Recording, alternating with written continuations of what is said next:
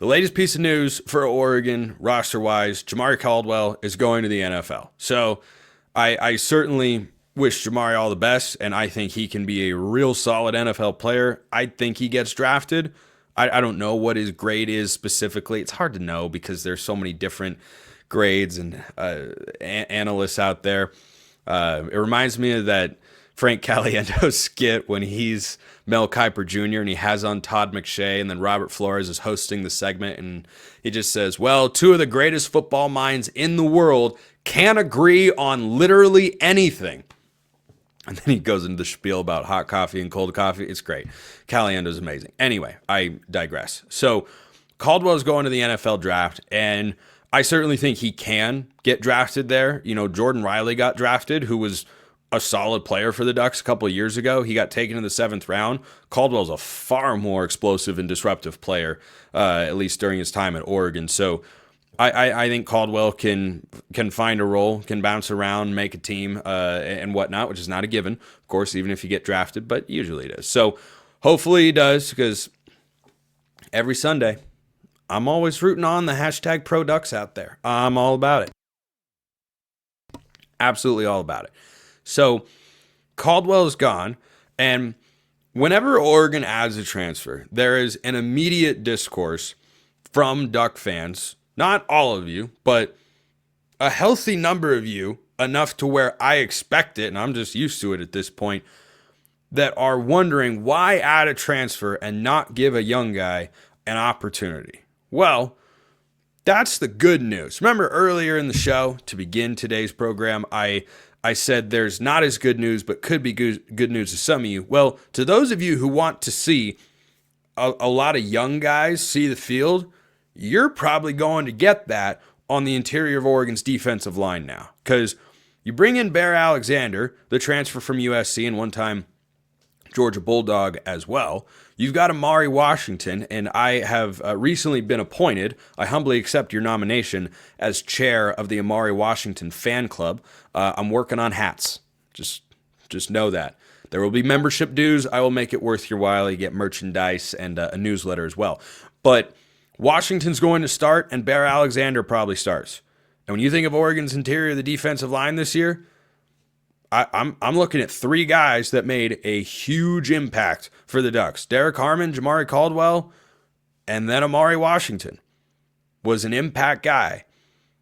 And I think, frankly, we didn't see as many interior guys play as we would have if they'd been ready to roll here in 2025. Because you had, Marion Winston before he transferred, lining up on the inside. Jordan Birch could rotate there from time to time, but the season before in 23, you had 4 defensive linemen consistently, because you had Casey Rogers, you had Taki Taimani, you had Brandon Dorlus, and you had Popo Amavai. And Oregon did a phenomenal job.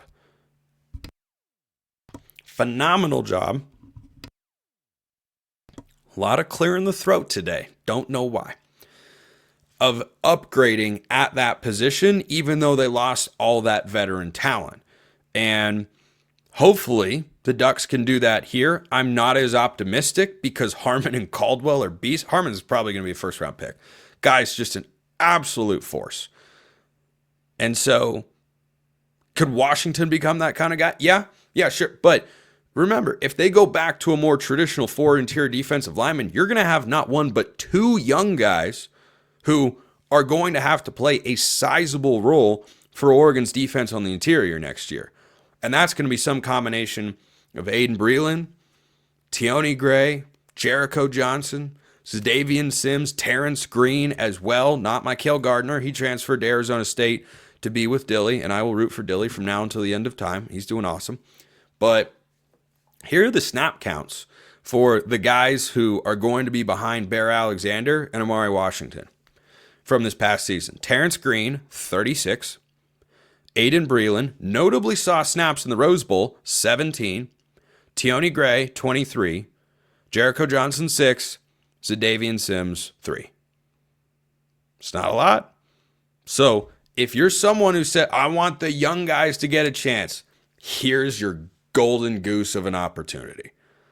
This is going to be not in a starter's role per se, but a high-end rotation guy at a position where Oregon plays a lot of guys. You can't just lean on 2 interior defensive linemen. You can't just lean on 2 edge defensive linemen either. I mean, you're going to have Tatum Tuioti and Blake Purchase back and Mateo Uiagalelei, but a guy like Elijah Rushing could see a bigger role going into next season. So I think this defensive line unit and the recruiting classes of the last 2 cycles is about to pay off in a big way. And think about it like this as well. What if you have an injury to either one of those guys? Suddenly you've got someone who's seeing real snaps for the first time playing as an outright starter there up front. You're just one sprained ankle, one rolled up on, one anything away from having that happen. So I think this is why they brought in Bear Alexander, because they know the talent they have, and hopefully those guys will be ready come next season. But you want to have 2 guys starting up front who have real experience in college football. And Amari Washington got enough this year to where I think he's ready to easily make that jump. And I think Oregon's looking to see which of those guys are going to win out on that depth chart and which of those guys are ready to kind of be this year's Amari Washington, where you might be the 3rd most impactful interior guy, but you make some plays from time to time and you get everybody excited about what you're going to do the following season when Oregon might need you to start. This is an incredibly natural and normal progression for guys in the trenches on either side of the ball to not really play their first year, even as blue chip prospects, and some guys are exceptions to that, right? We saw Purchase, Tuioti, and Mateo all play their freshman year. But on the interior, we haven't seen the younger guys play as much. Now they have a year to acclimate to the college game a little bit in practice and such. And next year, or 2025, this year, I guess, they'll play more. And then the next year, ready to be full-fledged stars. That's what Washington's path has been.